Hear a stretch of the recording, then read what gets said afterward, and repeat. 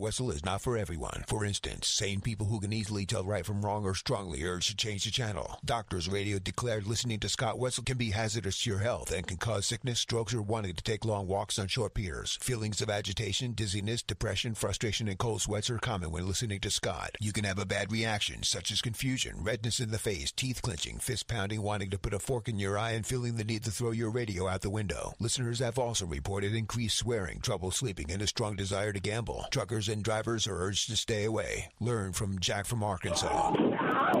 As for women, don't even think about it. Oh no, my nipples clearly got erect. You've been warned. Now, here's your host, Scott Wetzel.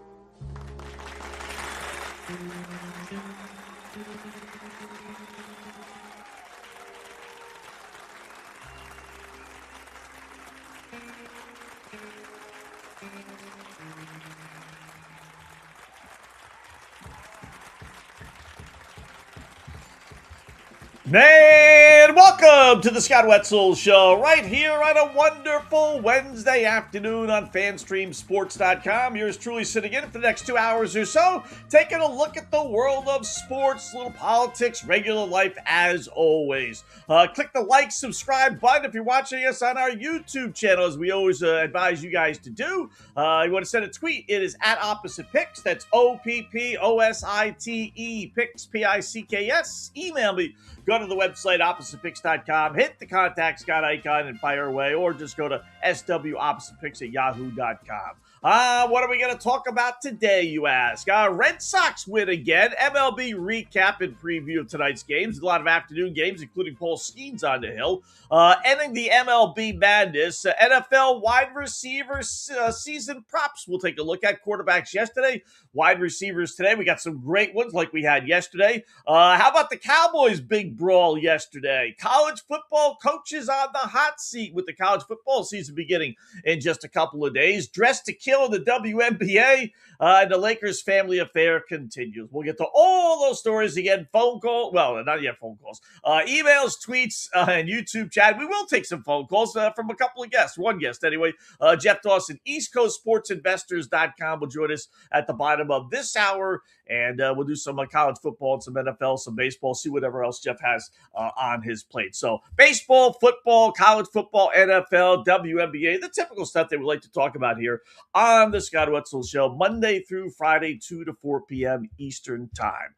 Yes, Red Sox do win last night. Again, we'll start with Major League Baseball, why not, with our beloved Bo Sox, who have seemingly turned things around. We'll know when I bet on them to win, and they win, that's when they've turned things around. I haven't quite done that. I'm still betting against them just to put the black cloud, in this case, on Arizona. So let them win today, this afternoon. They got an afternoon getaway day game. And then if they can win today, then maybe we'll bet on them on Friday. I think they're off tomorrow. And then if they win Friday, then they're back. Adley Rutschman hits a home run last night. I don't know how it was fair, but it was. Some of the angles they have at these ballparks makes it look like it was fouled by about 20 feet, but that was a fair ball. So they take the first of two from Arizona. No Ketel Marte for the Diamondbacks. I still don't know that story. If I was an Arizona fan, I'd be delving deeper into it, but I'm not. So I'm just happy he's not there as a Red Sox fan because he is one of their better players, and I don't even know if they know where he's going to be. So Red Sox take the first two of this 3-game series. Like I said, there's an afternoon game today. We had a bunch of afternoon games, including one going on in Pittsburgh with Paul Skeens on the hill, who is not pitching lousy, but he's also not pitching Paul Skeens-like, or maybe he is. Maybe this is Paul Skeens. Maybe this is, for this year anyway, this is what he is. He's given up 3 runs, or he gave up 3 runs. They lifted him into 5th inning, and he gave up 3 runs on 4 hits, walked 4.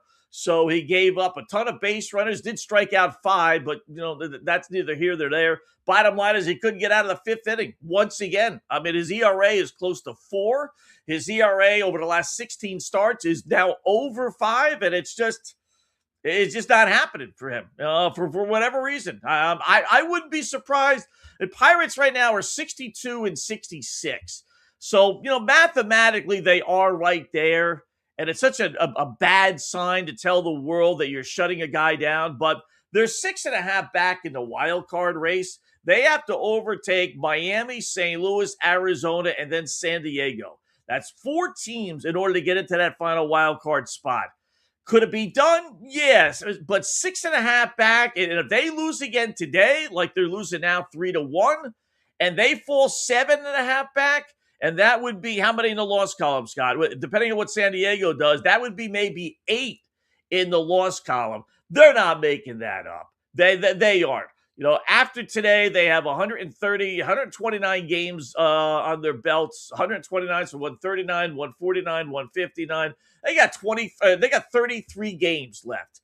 They're not making up 8, having to overtake 4 teams in 33 days or games. It's just, anything is possible mathematically, but realistically. So why not just shut the dude down? Again, it seems like you're waving the white flag, but, not necessarily. You look at the Detroit Tigers, right? They traded away by far their 2 best pitchers, and they're the Tigers are right there still in the very thick of things. Only a game back in the wild card race in the American League. They haven't fallen off the map. Hell, the Mets traded half their freaking team, and they're playing great baseball. So it's physically, it's not I wave the white flag. It's more mentally like, okay, we're going to sit down our best pitcher, really?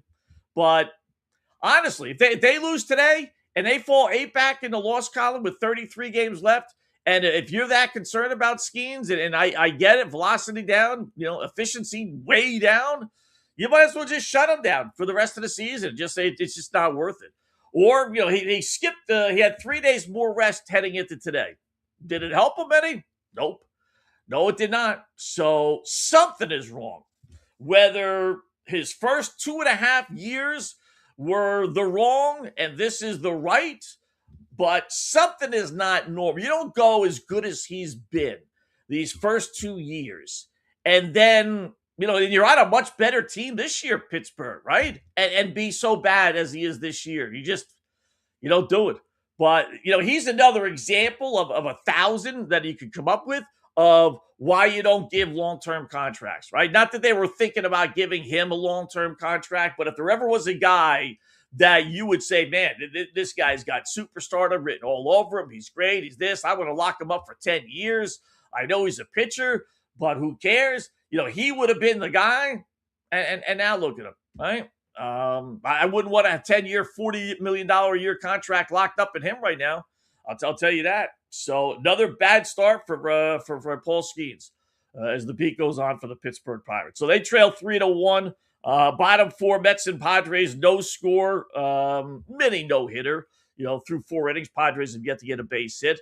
Braves and Twinkies just underway. We didn't have time to put that in. They're in the 3rd inning, actually. No score. But, we lost again with the Braves. Stinking Braves yesterday. Unbelievable. And then the White Sox and Cubbies get underway here in about 10, 15 minutes or so. They played late last night, and they're playing early today, which is, you don't really need to. You're in Chicago, so I don't know why they necessarily have to play this as a day game. But they do that, obviously, in Chicago with the Cubbies. In fact, both teams are off tomorrow. So, the White Sox actually are at home against the Braves as a makeup day. But anyway, so we got some afternoon baseball to take a peek at. Yesterday, a couple of things happened yesterday. Giants beat the San Francisco, I was going to say 49ers. I'm into football now. Toronto, Okamoto set the Blue Jays rookie home run record. Got another home run, so he's got the most home runs out of a rookie. That was a pretty good signing, huh? Not a whole lot of fanfare with him, some. Ohtani hit another home run last night. Now he's got 6 straight 30 home runs. I tell you what, they don't offer this bet here in New York. They don't offer Heisman Trophy, MVP, Comeback Player of the Year. None of those things. You can't bet on those here in New York for whatever reason. It's the dumbest thing. You can bet on how many pitches are going to be thrown in the 3rd inning of a meaningless regular season game, but I can't bet on the MVP. Go figure, right? So they do have that market, though, in other states. And Ohtani is 50-50. It's a minus 110 bet with Crow Armstrong of Chicago, who we told you yesterday he's having a terrific season. He is. But I got to see, Ohtani's going to be on a Dodger team that if they don't have the best record in all of baseball, it's going to be the 2nd or 3rd. They're definitely winning the division. Crow Armstrong and the Cubbies are definitely finishing in 2nd place. They're 5 back in the loss column. I don't think they're overtaking the Brewers. So, man, I tell you, I know he's getting a lot of publicity right now. He's going through one of those streaks where he's hitting home runs. Hit another leadoff home run last night. He's the first player in baseball history to lead a game off with a home run, end the game off with a walk-off home run, and then lead the next game off with a home run. So it's 1, 2, and 3. He didn't have a walk-off home run last night, but he had a leadoff home run. So he's the first person in baseball, which I kind of figured when I heard he hit a leadoff home run. I'm like, there's no way no one's done that before, right? I know we've been playing baseball for 125 years, but I'd be surprised if anyone did, and lo and behold, no. So he's got a little mojo. This is the peak. It's like a stock. You don't want to buy high and sell low. You want to buy low and sell high, right? It's hard to do because the stock is low. So who the hell wants to buy a stock that's on the downtrodden? But that's when you want to buy it, realistically, if you want to make money. So same thing with Crow Armstrong. This is his peak. He's never been more popular this year than what he is right now. So that's when the odds will come down, 50-50. This is when you want to buy low on Ohtani. Ohtani's got to, listen, if it's just a matter of numbers, Ohtani's going to get it. He just is. I know Freddie Freeman, like we talked yesterday, is maybe taking away a couple of his votes. But, outside of batting average, Ohtani has Freeman, locked in. Ohtani's got 30 home runs, Freeman only 15. Ohtani's got 80 RBIs, Freeman only 60. And Ohtani's batting, 294, Freeman 304. All right, so they're separated by 10. Maybe it gets to 15 by the end of the season, but that's not nearly enough. Although if you watch Dodger games, and I generally have the games on, late at night, Freeman's had a lot of clutch hits. He definitely has probably had more clutch hits, even though he's got less hits than Ohtani. But, they don't really view it as that. No one's dissecting it that much. So you want to give it to Kyle Schwarber? He's not, Phillies aren't going to win the division. I don't think it's going there. You want to give it to Matt Olson? And nobody knows who Matt Olson is. Nobody cares about Matt Olson. I know he's an Atlanta Brave. I know he's been around. I know he's moving up in the standings in the consecutive games, but no one's talking Matt Olson right now. He would have to just have something crazy happen in the month of September. So it's a 2-horse race. And if you want to give me Ohtani in a 50-50 bet, man, I'll take that. His batting average, where's Armstrong? Yeah, I don't even see him in the top 25. So he's definitely batting higher than, there he is at 282. All right, so he's right now about 10 to 15 points higher batting average-wise. Crow Armstrong has 31 home runs. Ohtani has, what'd I say? Yes, I know he's got 30. Where's his number here? Ohtani. Got 30. All right, so that's basically even. And then RBIs, Pete has 71. And what did we say? Ohtani had 80. So he's got him in the most of the category. They're even, but Ohtani's got him just slightly above in a good portion of the category. Batting average would be the one that he doesn't. But that's okay. Ohtani's the better player. Right, he's got to get more pub. Cubs are going to come back to the pack here a little bit. Ohtani doesn't have enough batting, at bats officially right now. Oh, there he is at 294. Yeah, so he's got him by about 12. He's got him home run wise by 1, and he's got a lot more RBIs. So you want to give me Ohtani, you pick him. Bottom line to it all, I would be all over that bet. Like I said, buy low, sell high, and you're buying low right now on Ohtani, who's just, I know people are kind of sick of him. It's like, okay, but he's still good. He's still good, and I would take that bet for sure. Nice job by Fernando Tatis helping our under Mets win total bet. Leadoff home run for the Padres, and then he makes a catch over the wall that saved a grand slam with 2 out in the first inning. So very nice with that. Twinkies lose again yesterday, or beat the Braves again yesterday. That was that's a disheartening series, 4-2 and 4-1. Can't believe that. By the way, I saw this one more thing with the Dodgers. Spotrac, which is a great site. I don't know where they get their information from, but man, it is. They must be tied into these leagues because they have all the contracts. I mean, they know everything, right? So they sent out something on Max Muncy. Now he has 400 plate appearances this year. He has an incentive package that kicks in. He earns $15,000 for every plate appearance between now and 550. $15,000 in at bat. He averages 4 at bats at least a game. He's making $60,000 a game. He's making more than what the average American makes in a year. He's making it in one game. And then his salary for next season goes up $20,000 for every plate appearance from 401 to 500 because of what he's done this year. And then another $35,000 a plate appearance from 501 to 550 next year. That's the Dodgers give these incentives that are pretty reachable, right? Just protecting themselves from injuries, and this guy's going to make $60,000 this year and next year. And next year it's going to be $80,000.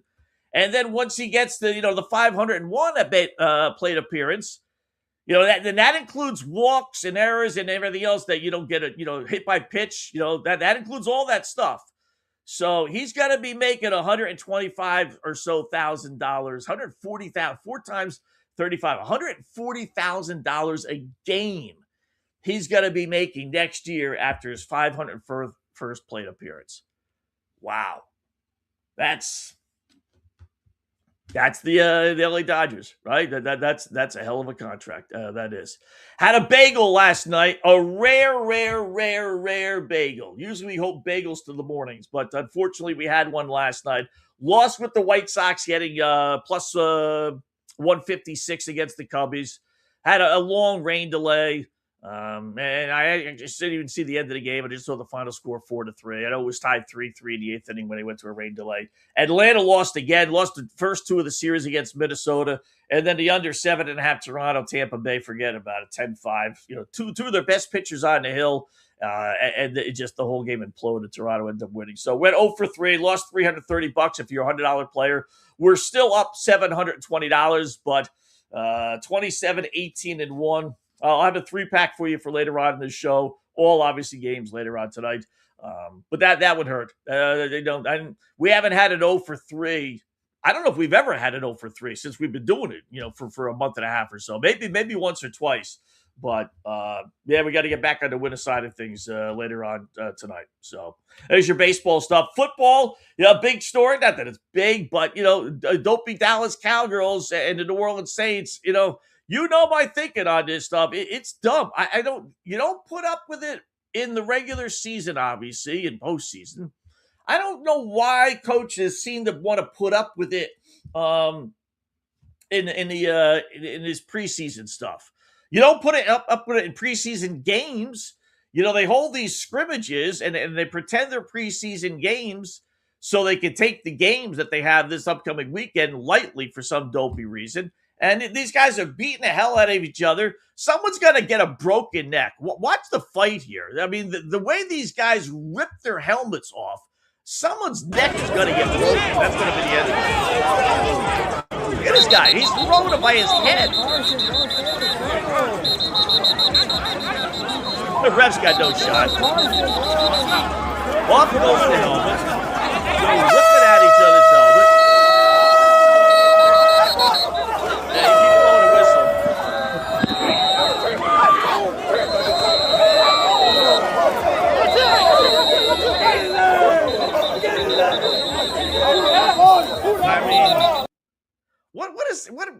What does that prove, right? I mean, I understand, what?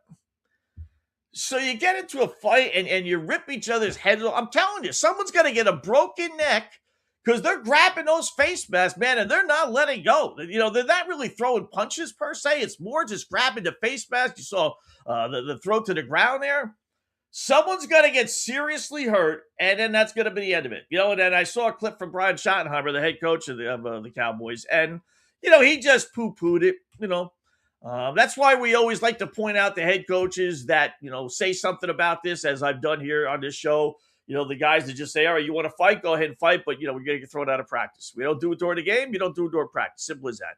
I like those guys a hell of a lot more than the Schottenheimers of the world. They're just like, well, we don't want that. We want our guys to be aggressive, blah, blah, blah, blah, blah. Okay, when this is the same head coach, keep in mind, that just, 2 days ago, 3 days ago, 4 days ago, whatever it was, that was bitching and complaining about his team having 11 penalties. That's the most any team had this weekend in preseason football, 11. So he's the same guy that's complaining about his team being a bunch of idiots, basically, right? Or dopes or over-aggressive, combination of all of them. And here he is, 3 days later on a Tuesday, and his team is being what? The same exact way. Ultra-aggressive, too stupid, everything. No calm, cool, and collected attitude. That's a sign. That this is where the head coach has got to use this as a teaching tool and say, listen, guys, if you want to win in the NFL on a big-time level, you want to separate yourself from the rest of the pack, you can't be committing 10, 12 penalties a game. You're not going to win. You got to show some composure. You got to show some smarts. Most penalties are because you're dumb. You're jumping off sides. You're not keeping track of what down it is or what the snap count is, or, you're committing penalties when you shouldn't.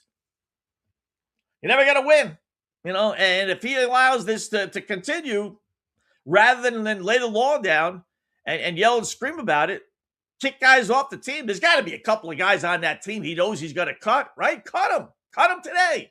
Say, listen, you want to play football? Come with us. You don't? Go play for the Raiders. Simple as that. So you want to buy into this team.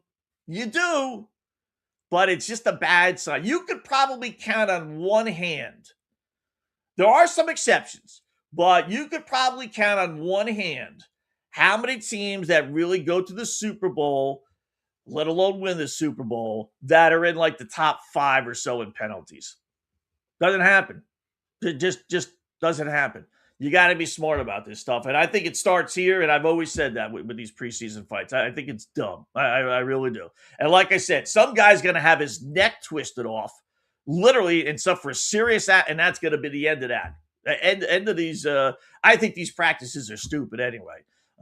These players want to complain about these too many preseason meaningless games, right? And maybe it's more so the fans, to be honest, that we're forced to buy tickets to these things if you want season ticket holders to buy their season tickets. But, they complain about, the games, but then here they are doing practices. It's the same freaking thing. So one of our Cinderella teams this year will be the Tampa Bay Buccaneers. I told you that. I really think this is set up for a halfway decent year for Tampa Bay. If anything else, props-wise, whether it's Baker Mayfield or Chris Godwin or some of the others. Now that Mike Evans is off the team, it kind of opens the door up for a number of other players to come shining through. They're still in a bad division, right? And from what we've seen from the Atlanta Falcons, they don't seem like they're ready to take the next step. Same thing with the New Orleans Saints. I know they played well down the stretch, but take a look at who they beat. It was a bunch of nobodies. So I have my doubts about them. And, do you really believe in Carolina? I don't. I'm not a Bryce Young fan. I got to see it to believe it. They won the division last year, but with an 8-9 record. So the door is open for all 4 of these teams. And I think Tampa Bay and Baker's in the best spot. I really do. Hello, Baker. Do that. There we go. Anything else? You're going to surprise people when you say you're going to shock people? Yeah, I mean, We started from the listen, beginning. There we go. I think we're going to shock a lot of people this year, and so I'm excited to just get on the road and do that.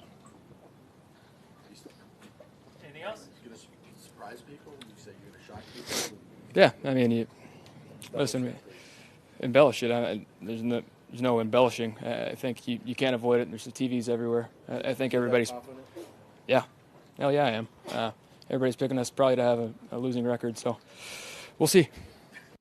Well, to be fair, you had a losing record last year. So, it's not like, we're picking a Super Bowl challenger here to have a losing record, so don't get that defensive, Baker. But listen, whatever kind of floats your boat, whatever motivates you, entering the last year of your contract. We've been down that road a couple of weeks ago when the Bucs, didn't offer him a contract that he thought was fair. Whether it was or not, who the heck really knows? But so you want to use that as a chip, okay? You look at their schedule. It's an NFL schedule. Nothing easy, nothing over the top hard. Obviously, you have your division games, which 6 games that are all winnable. Not saying you will win them all, but you're not going to go into a game against the NFC South saying, all right, we're not going to win this one. So that helps.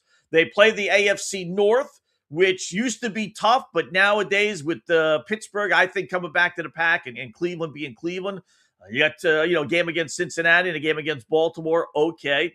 You got the NFC North, which is an NFL division, right? You got Chicago, you got Detroit, but you have Minnesota, Green Bay. You got Minnesota and Green Bay both at home, which I think is probably 3-4 in the pecking order of the AFC North. So that's good. You want to have those lesser teams at home and just write off the fact you're not going to beat Chicago or Detroit. So you might as well have them on the road. So that sets up well. They got the Chargers. They got the Rams, and they got the, what's the other non-division team? I think that's it. Yeah, so it's not bad. It's it's a winnable. They should finish over 500. They should. So I'm buying in on Tampa Bay. I think they win that division. I'm not buying in on the Atlanta Falcons, I'll tell you that. And I'm not buying in on Carolina, and I got to see it to believe it from the New Orleans Saints. So if Baker needs to have a little chip on his shoulder, I'd rather have a chip on his shoulder than complacency. I will tell you that. So, good for Baker Mayfield and the Tampa Bay Buccaneers. All right, we got some WNBA stuff to get to. They had Indiana and Toronto last night. Over 19,000 people showed up in Toronto. You think they showed up to see the tempo play last night, or was it Caitlin and Sophie? You make the call. We got a LeBron James story to get to, more WNBA nonsense to get to, college football coaches on the hot seat. How about betting in June? I'll give you one idea what state had the most people betting. In the month of June alone, you'll be shocked to find out how much people, maybe you won't, to find out how much people bet, in this particular state. We'll get to that as well. Then our favorite little Oz video. Love Oz. I can watch that stuff forever. I really can. So a lot to get to, including our good buddy Jeff Dawson, EastCoastSportsInvestors.com. He'll join us next. We'll get some winners from him for today's games and maybe this weekend as well. Jeff's coming up, all coming up right here on the Scott Wetzel Show, FanStreamSports.com. Hi, golfers. IndyCar Tim here. I want to talk to you a little bit about Golf Central Magazine. It's not just a golf magazine. It's the magazine for everything. Turf, travel, philanthropy, and lifestyle. Head over to golfcentralmag.com and check out the latest issue. Some of the regular features in Golf Central Magazine: the Golf Bachelorette of the Month, the Golf Bachelor of the Month, the Golf Cart Girl of the Month, Golf History, Grip It and Sip It. So head over to golfcentralmag.com. It's free. It's the magazine for everything: turf, travel, philanthropy, and lifestyle. Golf Central Magazine at golfcentralmag.com. We'll see you there. Sports fans, it's time to gear up. Head to FanStreamSports.com and check out our brand new merchandise store. We're talking bold t-shirts, 3/4 zips, hoodies, hats, mugs, and more. Everything you need to rep your favorite shows and your favorite crew. Whether you're rolling with the JP Peterson Show in Tampa Bay, From the Rough in Dallas, the Tim May Show featuring Clay Hall, or the Jeff Thidoff Show in Ohio, or any of our FanStream Sports original programming, we've got the perfect look for game day and every day. So don't wait. FanStreamSports.com. Click merch and grab your gear now. Wear the stream, live the stream. FanStreamSports.com. Hey folks, let me tell you about Bay Area Modern Medical Center, a very different kind of approach to primary care. Personalized preventative medicine, not a one-pill-fits-all mentality. Christopher Lugo and his experienced medical staff are proactive in looking at issues before they become a problem, encouraging a healthy lifestyle with proper diet, supplements, and exercise to optimize your active lifestyle. Rather than the impersonal, rushed approach, you will be the only patient and will have our full attention. That's new. Getting old is inevitable, but feeling and looking old is avoidable. Bay Area Modern Medical Centers are experts in anti-aging regenerative medicine that optimizes your body's performance in many areas. So call for an appointment to get started on a journey back to full health and a happy life with a new, modern way of healthcare. Call 844-977-3477 or go to BAMMC.com. That's 844-977-3477 or BAMMC.com.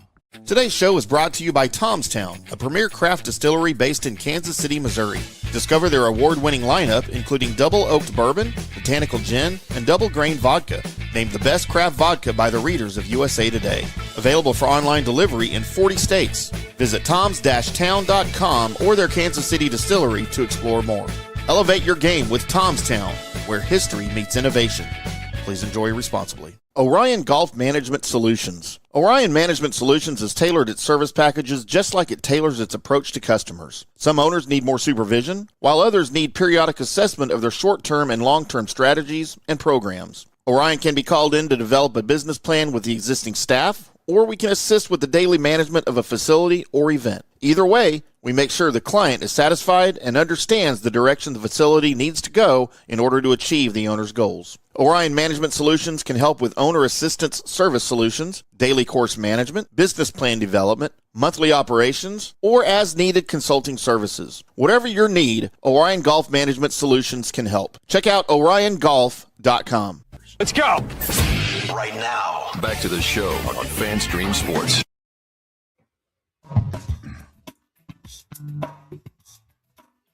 And welcome back. It is the Scott Wetzel Show right here on a wonderful Wednesday afternoon. Yours truly sitting in until right around 4 o'clock or so Eastern time, as we are Monday through Friday. Let's get some winners. Check out what's happening with the boys in Vegas with a good buddy, Jeff Dawson. EastCoastSportsInvestors.com. EastCoastSportsInvestors.com is his home for his picks, his podcast, and everything else that he offers up. What's going on, Jeff? How are you this Wednesday afternoon? Got power there on Cape Cod? I understand you're having some difficulty there with electricity. 2 power surges in the middle of shows, and the hardest part is it goes to a black screen. So either I hit the reset, leave the guest on, come back to no one watching, and everyone's going to come back. It happened once, I reset it. The second time on the out, and I'm like, guys, I'm here, but it's a big black screen. I'm not resetting it anymore. So they tuned into a big black screen of yours. That was it, right? So I got the Fade the Public shirt for everyone today. So yeah, that is it. That is definitely you talk about the black cloud. You got the black screen. How about that? So is the weather bad there in Cape Cod? Because it's beautiful here on Long Island. So it was cloudy and hazy. It looked like rain. This was supposed to be our one sunny day in the next 7 to 10 days. The sun is out now. Maybe everyone's got the AC cranked. I don't know, but it's ugly. But it's only 81 degrees here, Scott. Wow. Oh, that's pretty nice. That's about what it is here, too. Right around there. So at least it is inside my house. I haven't been outside yet today, so except to go get the newspaper. All right, so what's on your plate today? We got baseball this afternoon. I hate these afternoon games, Jeff. Let me start, before we get into maybe some of your plays there. But I was mentioning it before you came on the air. Paul Skeens again today. We brought this up a number of times on my show. He went less than 5 innings again today, gave up 3 runs. I was looking at the standings. Pirates are 6.5 back, 7 in the loss column. If they lose today, there might be 8 back in the loss column with only 30 or so games left. I wonder if they should just shut this guy down because something's not right. So he can't pitch that well in years 1 and 2 and pitch so badly this season without something being wrong. I don't want to blame the WBC, but again, WBC has had an effect on a lot of players, not as much this year as it has in the past. Got it cranked up early so he could pitch for the USA. I do shows daily with Scotty Webb, a former player, and the numbers just have been decreasing. I have been waving the white flag for weeks upon weeks. Something's wrong. Something's wrong. Didn't crack 98 last outing, Scott. They pushed him back. He was supposed to pitch Sunday against the Red Sox. Pushed him back to today. 2 walks in the first inning. Got to 4 1/3, 81 pitches. I don't know how fast he was throwing. I said the same thing to my buddy before I came on. It's time to pull him in. Pirates are 5.5 games back from the third wild card. They're not making it this year. With the uncertainty of 2027, hey, let's get checked out what's going on there. Let's pull the plug, and then let's see you in 2027. That's what I would be doing right now. Yeah, I mean, they've been so conservative with him, and rightfully so, as it turns out, maybe, that I just, 6, 7 games in the loss column with 33 games left, we counted them up. They're not making it. They got to overtake 4 teams. I know it's a bad sign. It kind of like makes you think like you're waving the white flag, but in reality, that they are, right? I mean, and you'll see, like today, when we get the numbers, I've looked it up. They really don't get that many people. He does not have the Caitlin Clark effect, where his games are attended in Pittsburgh, maybe a couple of thousand more people than the average fan, but it's the strangest thing. I mean, if he was in New York or Boston, Philadelphia, pick any other city, man, you'd get a 5,000 to 10,000 jump in attendance when that guy pitched, but they don't even get that in Pittsburgh. It's the weirdest thing. You think they'd be starving for, a star athlete in baseball, but it's really not the case with him. No, and I'm almost, you can see the writing on the wall. Almost Garrett Cole started there. And now, I think he's a Boris client to boot. And you're already now pressing the envelope. Tyreek Skubal will set the market.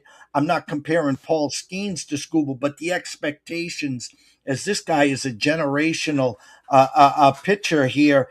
And they got some great young arms. They got Bubba Chandler. They got Jones. They got arms. They got some offense. They spent some money. Good start to the year. They just have faded.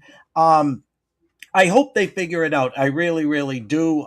With 2027, you kind of want to pin this guy down, say, hey, what's it going to take to keep you? If not, you're going to get a boatload and then some. The Yankees would be lining up. The Mets would be lining up. We know the Dodgers looking for someone with that star power, because you know this. Fenway Park would be sold out every 5th day when Paul Skeens was, just like when Pedro was there and the rest of them. So if Pittsburgh's not going to pony up, well, I'd start taking offers sooner than later. Yeah, me too. Me too. Got some afternoon games going on now. We got our Red Sox, kind of a weird 4:30 start in Boston, for getaway day. Normally it's like 1:30 local time. But 4:30 today for some reason against Arizona. Then a few games later on tonight. What's on your plate baseball-wise today? Well, I mean, the Sox got their swagger back. Adley's starting to hit. They won the first 2 games. They finally won a series. They had won 9 series in a row. Then they had lost 3 series in a row. With yesterday's win, they win this series. Ketel Marte kind of started it off by not showing up on Monday. Now getting the knee checked out. On paper, it looks like a sweep here. Tolley versus Fat.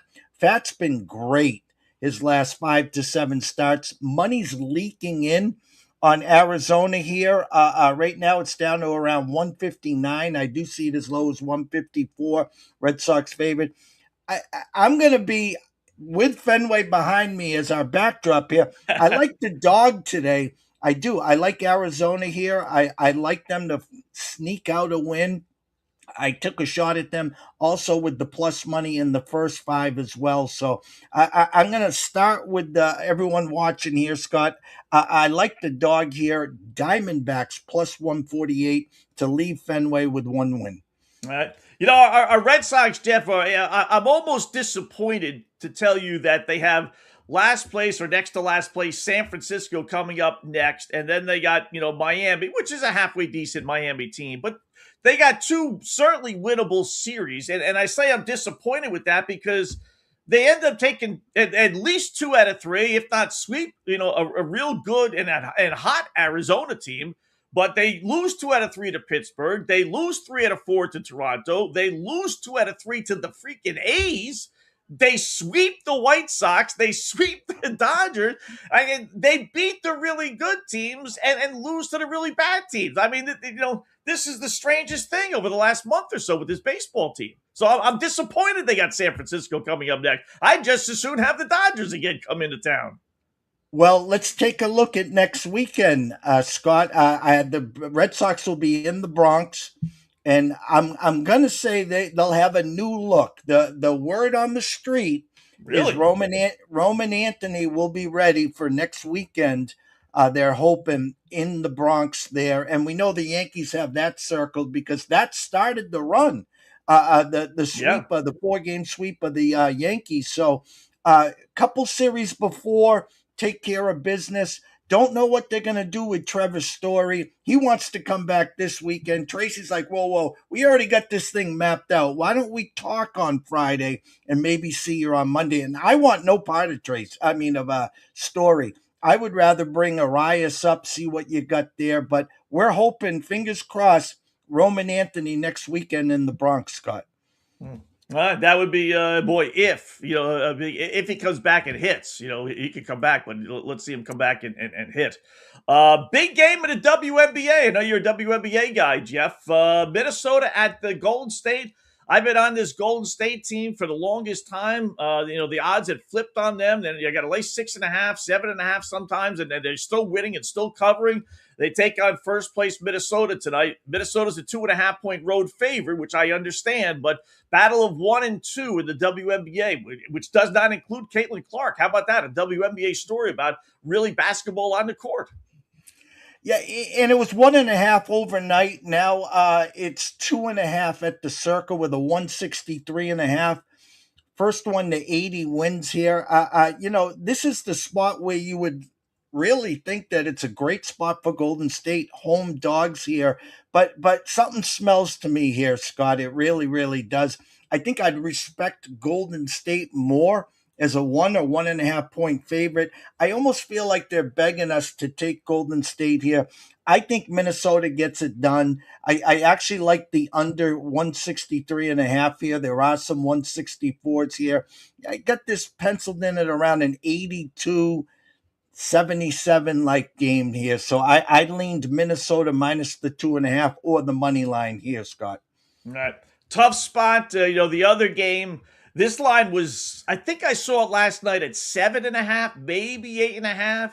And then I saw it up to 10.5. And I'm like, what's going on? And then I realized, oh, yeah, that's right. Now it's up to 13.5. Washington, a 13.5 point favorite over Toronto, which played last night in Toronto. Big game. Caitlin Clark. They played where the Raptors played. They got over 19,000. It's one of those rare spots. You don't see too many back-to-back days in the WNBA, and you rarely see back-to-back road trips. We saw Las Vegas have one just last week with Minnesota and the Liberty, and Las Vegas ended up sitting all their players. I don't know if Toronto plans on doing that, 13.5, but I wouldn't be betting Toronto. It's either Washington or stay away from me with that one. What about you? And I saw 9.5 with a 170.5, now 13.5, and the total's down to 167 in some spots. It's not if Washington wins. I think they can call their spot here. How competitive is Toronto here? I actually was looking at the over. I'm hoping it dips to like 166, 166.5. Again, I'm looking at the over here. 167 right now in some spots. I like Washington, but it's gotten too pricey. It's 13.5 on its way to 14, Scott. Yeah, it's amazing. You just, like I said, you may find out that they end up resting some of their players. I mean, I don't think it's really that big a deal, right? But they are flying JetBlue coach, so it's not like an NBA game. We talked about it. They got over 19,000 last night up in Toronto. What's your whole take? There's so many off the field issues. Pick one. Whether it's guys being able to play in the WNBA, whether it's Caitlin Clark, whether it's black versus whites, whether it's Dopey Sophie White, whether it's the commissioner saying, I don't know what the difference is between men and women. Can you help me out? I mean, just your overall view. Because I know you like the WNBA, like I do. You appreciate it. You respect it. But what's your overall take on it? You know, big Yukon women's fan. I said Yeah. that last week here. And the fact of the matter is, when I had hair a long, long time ago, I was a D3 women's basketball coach in college. And so I Really? respect the game. I did not Yeah. know that. Okay. Yes. Where'd you coach? You want to say? Where'd you coach? Bridgewater State. All right, I nice. coached and really respect the women's pro. This was way back in the late 80s, early 90s before we got where we are now in the WNBA. So, kind of disappointed in the drama. Social media just takes it to a whole new point. The big platforms, the big stages, I just picked on Caitlin Clark, the meal ticket that got them paid.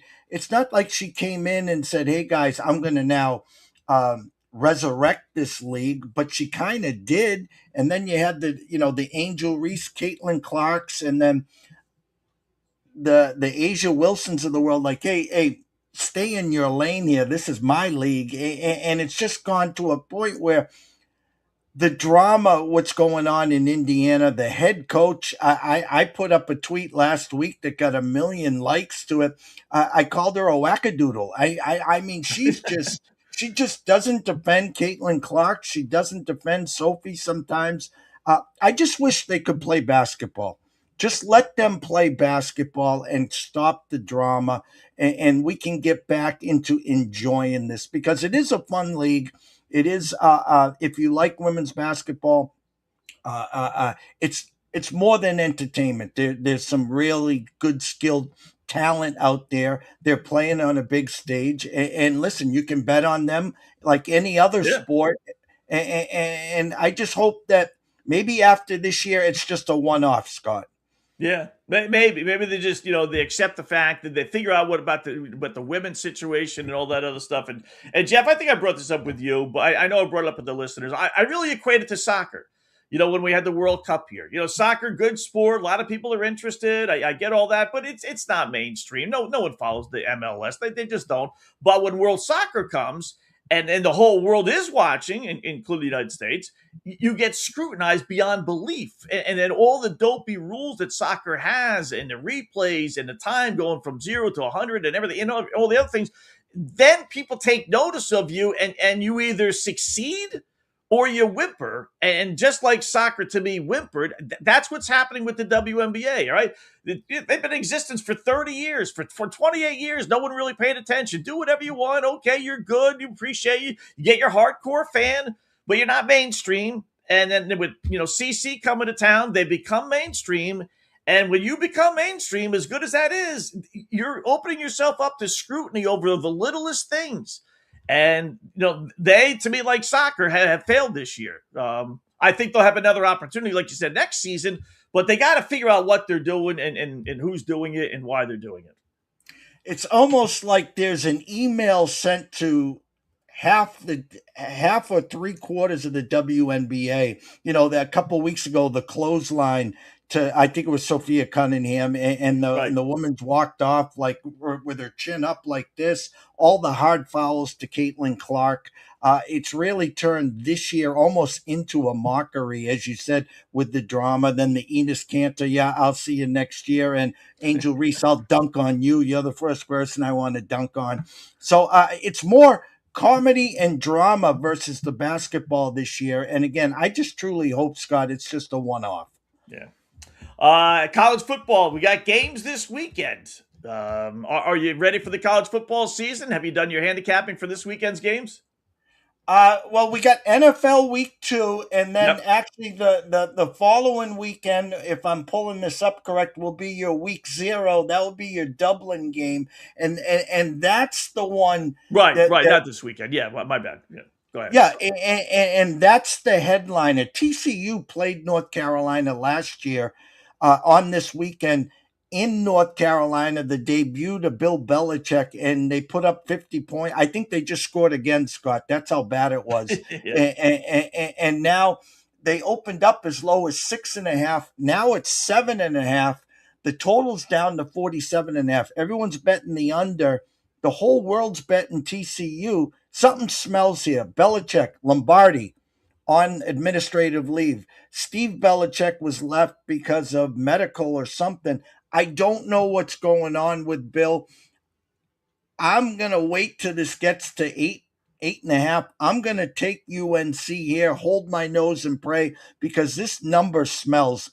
I mean, this should be 9, 9.5, 10, 11. Maybe it will be by kickoff, but I'm going to take a little bite at the apple on UNC here.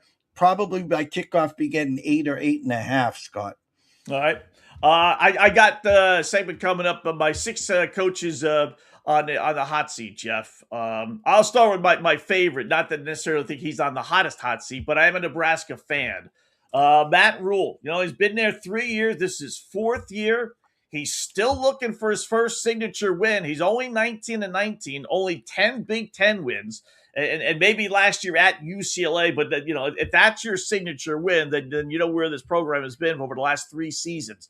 Overall, does he finally break through? They're paying him a lot of money. I don't think he's necessarily going to get fired, but it's kind of like, you're supposed to win now. 4th year in, we're paying you a lot of money. You got to break through somewhere, somehow. Is it going to happen for Nebraska this year? No, I am the wishbone man. I am Dr. Tom Osborne. I am waiting and waiting just like you. And if you look at the Matt Rule resume, it's always been in year 3. And last year was his year. And he started off fast and faded. Listen, they can't compete against Ohio State. They can't compete against the Ducks. They can't compete against Indiana. They can't compete against Michigan. They never beat Iowa, so who can they beat here? And I love the fact that you got them on a hot seat because, hey, we gave you 3 years. I'm the same way. Get us to a bowl game is not the answer here. We want to get into the final 12. I don't think there's a snowball chance in hell here. He can get them into the final 12. So maybe he finds that signature win. If he does, he holds on to his job. But if I'm a Nebraska alum / part of the decision making, it's boom or bust. And I would say they'd be looking for a new coach after this year. Can't believe it. I really, it's amazing. I don't know why they can't win there, and that's one of those signature programs, Jeff, that, they haven't been, worthy in a long time. But if they ever were, kind of like Florida State, or Nebraska, some of these old time 80s, 70s, 80s, 90s schools that were so good, Dolphins in the NFL. If they ever got to be good again, college football would be that much better. But, having Indiana do what they did, coming out of absolutely nowhere, right? To be able to be national champs, it just makes all these other schools say, why not us then? Well, why not a Nebraska? If this guy can win a Temple, right? Matt Rule won at freaking Temple and Baylor. How come he can't win a Nebraska then? It's got to be the culture, meaning, listen, the Sea of Red. When's the last time we saw the Sea of Red? That place is rocking. When there's a home game on Saturday, the city of Lincoln shuts down. Everyone's at the stadium. And it's the recruiting. I don't know if they're not spending enough money in there. What are they doing in the transfer portal? They're not getting the elite athletes they need now to compete, because a handful of years ago, it was the SEC and everyone else. The Big Ten has taken the last 3 champions. And so now we're sitting here with the Oregon Ducks potentially as the 4th one in 4 years here. And I don't think I would take a deep, deep look at what they're spending, who they're recruiting, because they're not recruiting they're not getting the talent. They thought they had the quarterback a few years ago. The guy copying Patrick Mahomes there, he was okay, but he's not the answer. So I think we've been waiting for decades, Scott, and I think we're going to wait another year. Mm-hmm. Let me throw one more thing at you, and then I'll open up for you. I do the props here in the NFL, Jeff, and while he's only been in the league 2 years, Bo Nix, most of the stats that they give you are less than what these guys average, and it's all based on whether the guy stays healthy or not, right? So I'm looking at Bo Nix's numbers.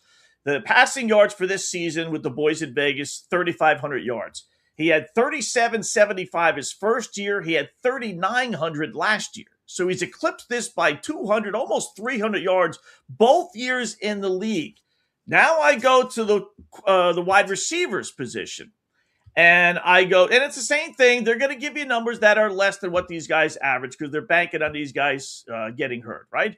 Cortland Sutton, Denver wide receiver. His number is 680. He's had that all 7 years he's been in the league and played a full amount of the games. 7-0.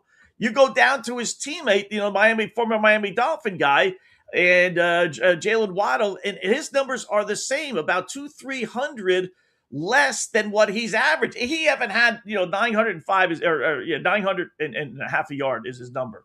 He had that even last year with the Dolphins in their ugly quarterback position.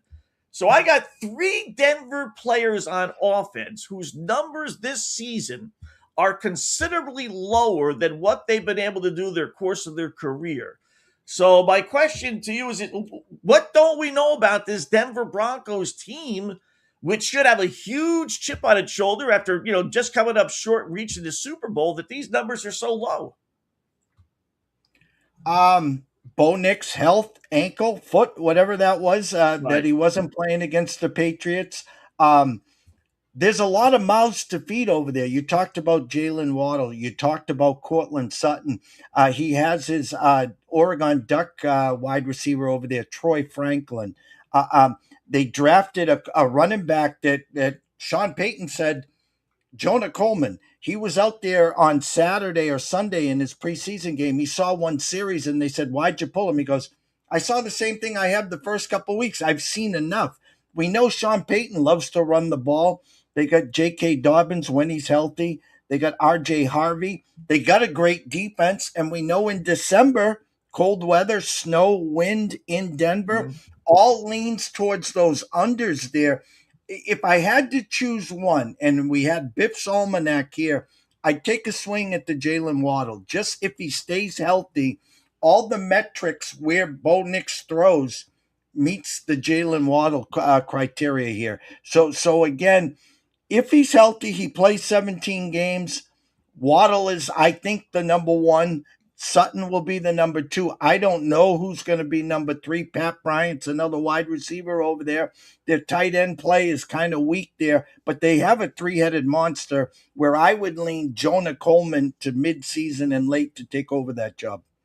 There you go. That's why we have him on. East Coast Sports Investors, Jeff Dawson. He's got all the answers. Makes sense. It does make sense. Jeff, what do you got at the website for people to find out today?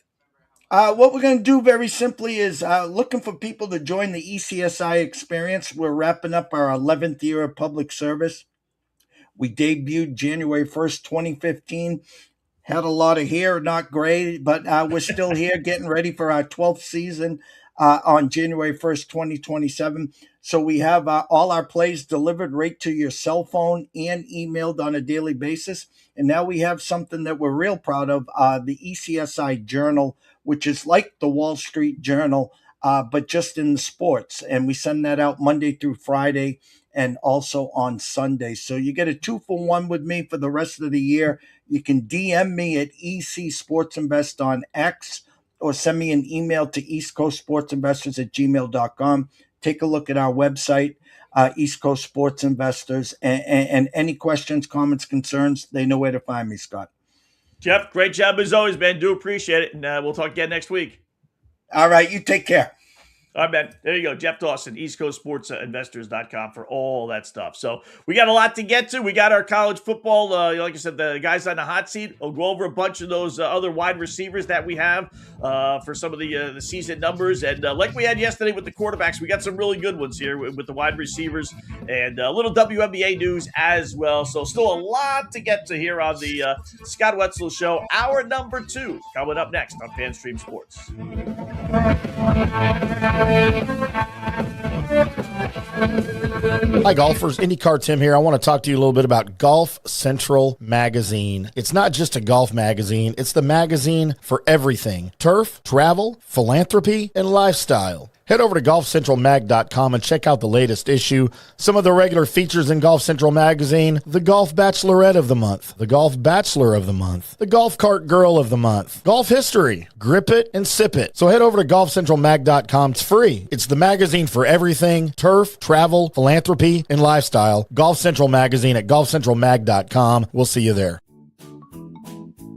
Sports fans, it's time to gear up. Head to fanstreamsports.com and check out our brand new merchandise store. We're talking bold t-shirts, 3/4 zips, hoodies, hats, mugs, and more. Everything you need to rep your favorite shows and your favorite crew. Whether you're rolling with the J.P. Peterson Show in Tampa Bay, From the Rough in Dallas, the Tim May Show featuring Clay Hall, or the Jeff Thidoff Show in Ohio, or any of our FanStream Sports original programming, we've got the perfect look for game day and every day. So don't wait. fanstreamsports.com. Click merch and grab your gear now. Wear the stream, live the stream. fanstreamsports.com.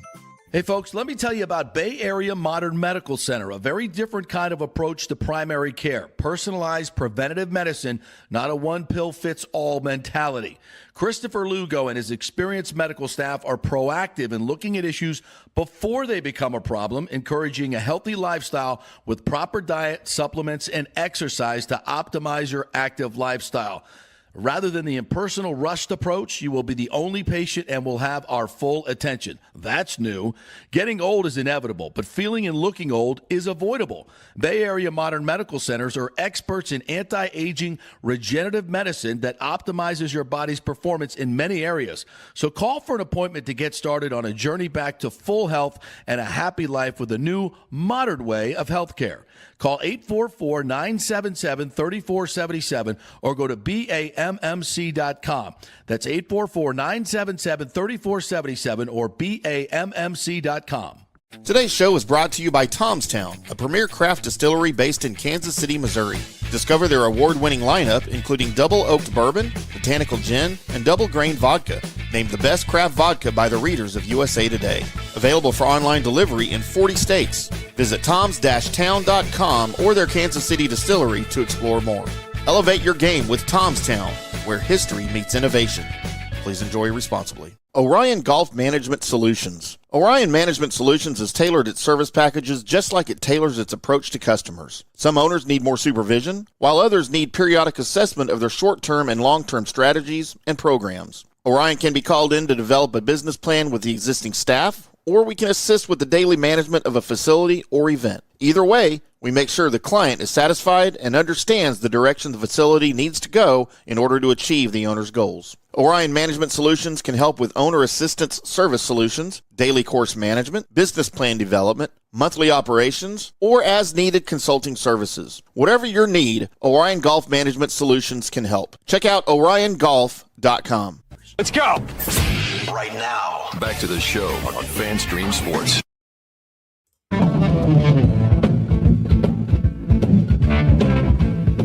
And welcome back. It is hour number 2 of our 2-hour extravaganza. Scott Wetzel right here on FanStreamSports.com, FanStreamSports.com, as we are every Monday through Friday, 2 to 4 p.m.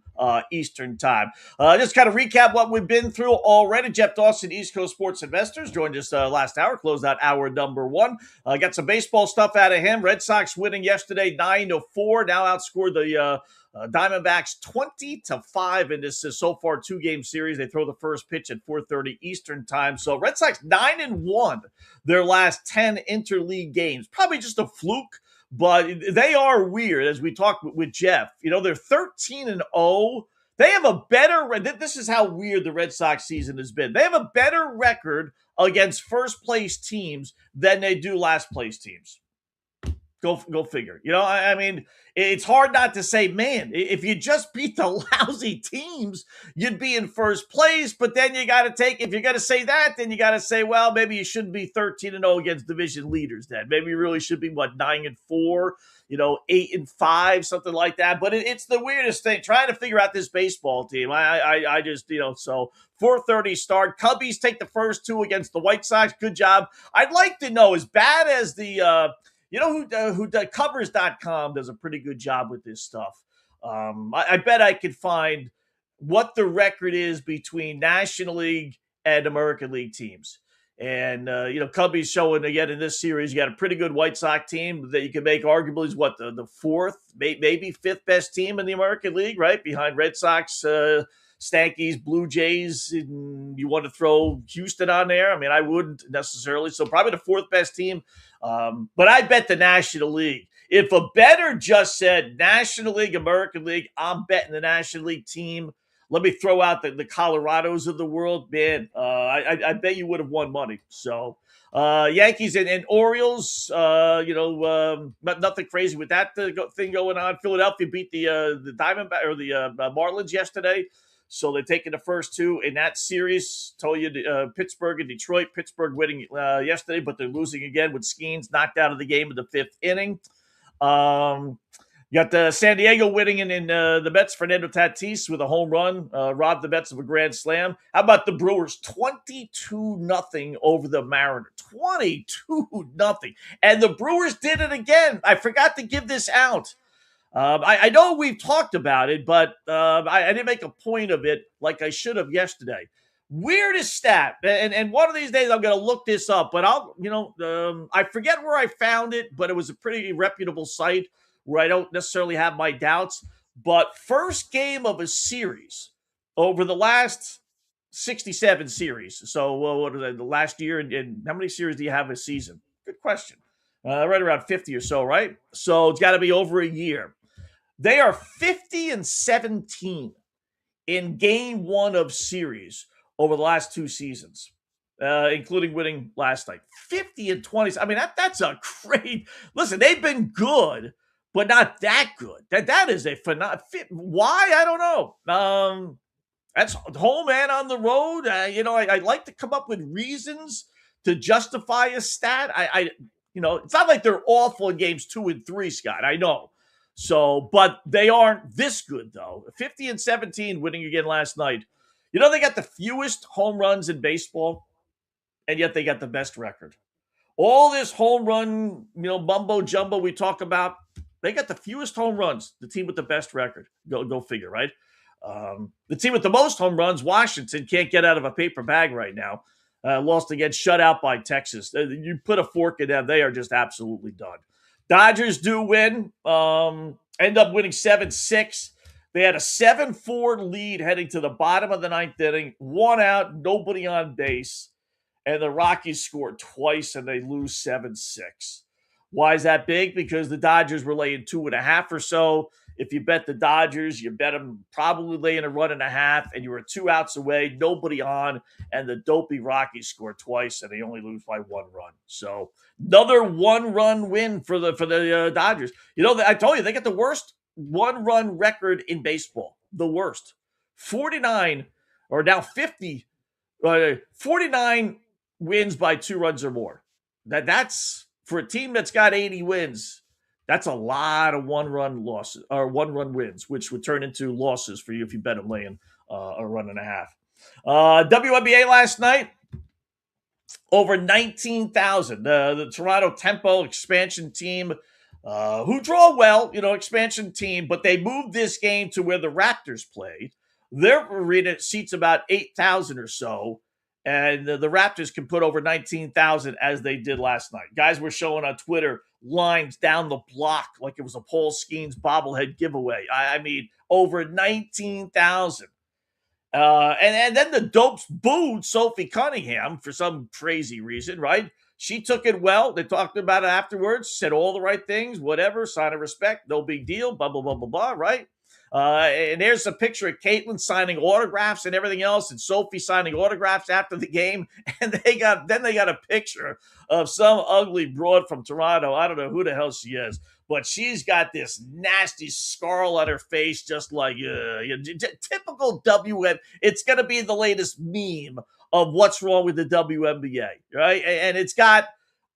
I'm not saying this is what she was thinking, but if you just read into the picture, it has sold out crowd. Everyone's here to see them play. I'm pissed off.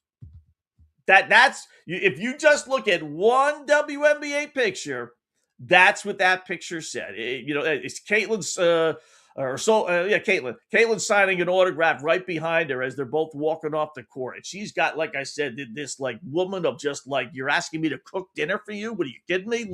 Look on her face, right? And there's Caitlin signing autographs, all smiles. And that's the WNBA in one picture.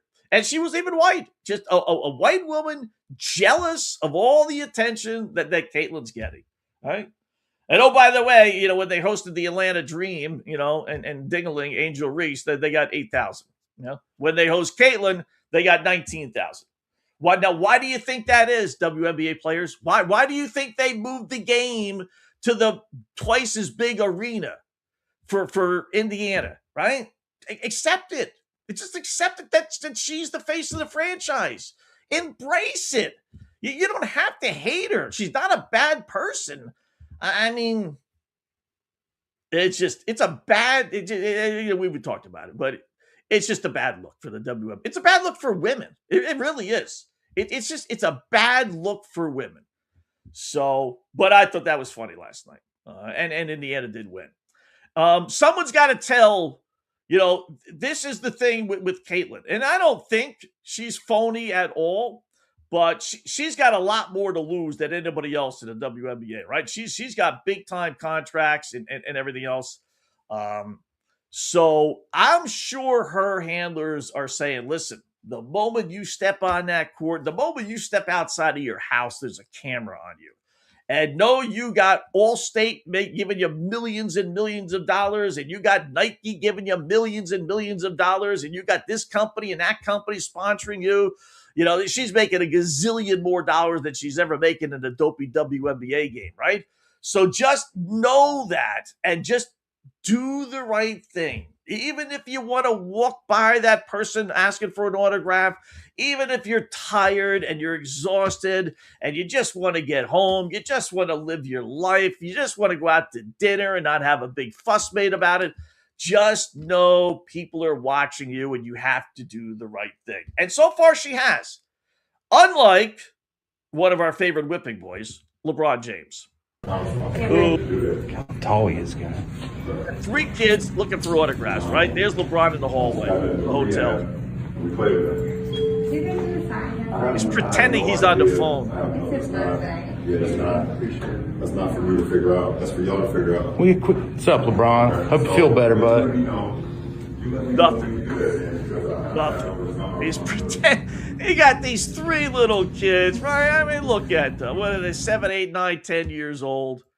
And this dope's going to pretend he's on the phone. That's, listen, when you're LeBron at this point, you could do stuff like that, tying it back into Caitlin where you can, but you don't want to have people hating you like that. You just don't. There's cameras all over the place. I mean, just, that's why it's not easy. Not easy being a star player. I get it. It's very, very easy to make you look bad. But do I believe he was on the phone? No, I don't. Even the caption said he's pretending he's on the phone talking to someone. Like, even if he was, he couldn't put the freaking phone down for 30 seconds. He's going into an elevator. There aren't too many elevators that have cell service, right? He's probably going to lose the guy anyway. What a mope he is. He's just a dope, right? So here's the latest. The other issue in the WNBA, as we all know, we don't know what the difference is between men and women, right? So we had 2 guys dress up like women the other day and announce that they're going to turn pro. They want to join the WNBA. Look at these 2 knuckleheads. Oh, man, that's one. There's another buddy behind it. There's the other one.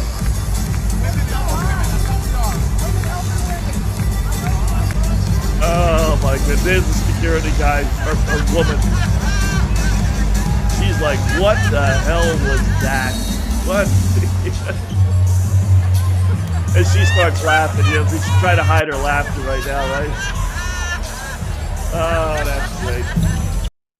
That's great. I mean, I've seen so many clips of people saying, well, this transgender thing is not a real issue. There aren't any players in the WNBA. People are making way too more of it than what it is. And that may be right now, although, there's some that'll swear about Brittany Griner, right? But that may be right now, but it is an issue. there are, whether you believe Enos Kanter that he really thinks he's a woman, or Royce White, or these two bozos, right?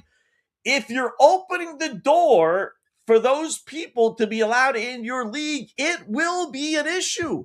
Whether it's legitimately an issue with the player over in Europe that wants to play in the WNBA, or whether it's Kanter or White who apparently want to play in the WNBA, or these two bozos, it will become an issue.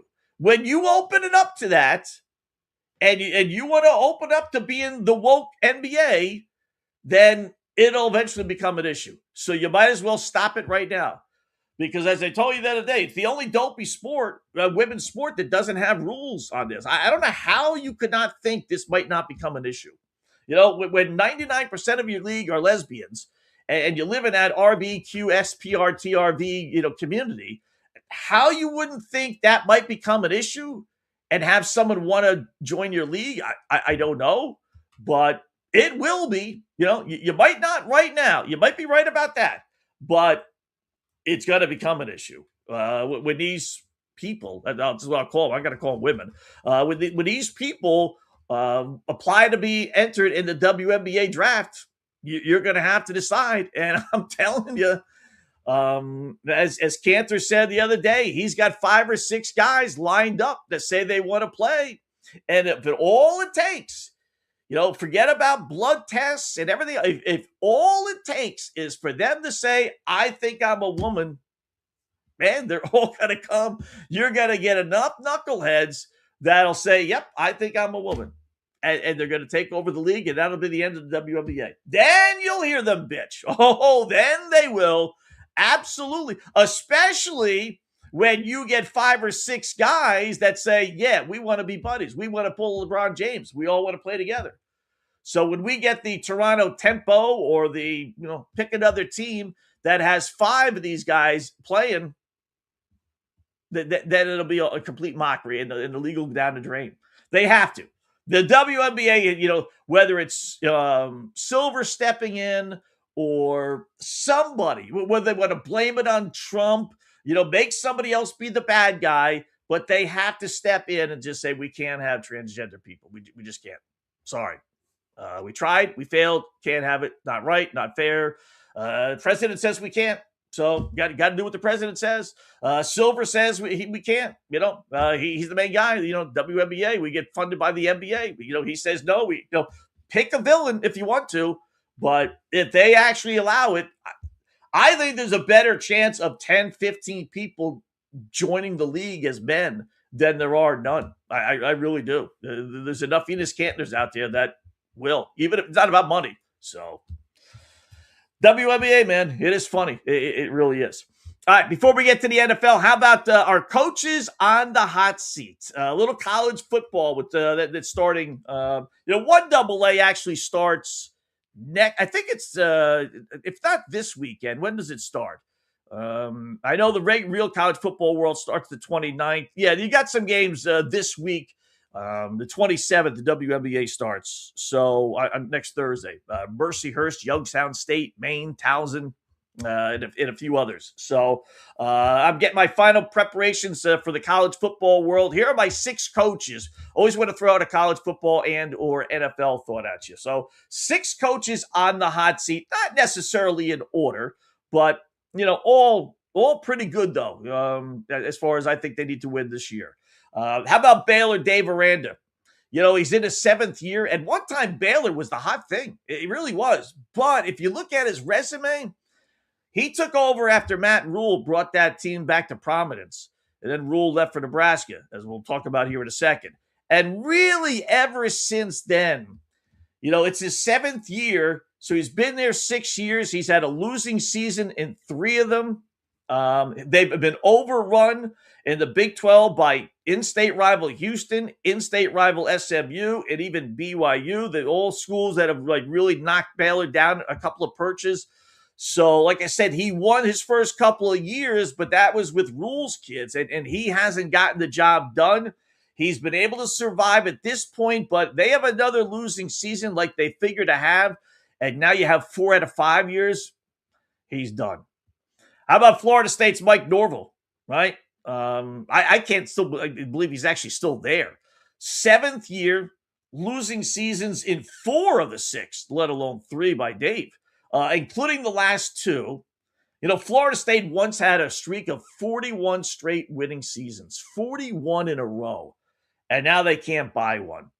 If not for that undefeated regular season team in 2023, he would have been gone, but that's given him a little bit of reprieve. I didn't think he would survive last year, but I think what happened was he was the benefactor of so many other big-time teams, Michigan, LSU, Penn State, all moving on, that Florida State said, we're not getting those top guys, so why don't we hold on to him one more year, and then we could be at the top of the rung next season, and we could be the place where you really want to go. Not LSU, not Penn State, not Michigan.